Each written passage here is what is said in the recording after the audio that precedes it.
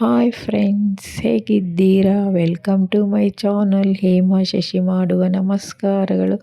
Friends, ನೀವು ಕೆಲಸವನ್ನು ಹುಡುಕುತ್ತಿದ್ದೀರಾ? ಹಾಗಿದ್ದರೆ ಬನ್ನಿ, ನಾನು ನಿಮಗೆ ಒಂದು ಒಳ್ಳೆಯ ಜಾಬಿನ ಬಗ್ಗೆ ಇನ್ಫಾರ್ಮೇಷನ್ ಕೊಡುತ್ತೇನೆ.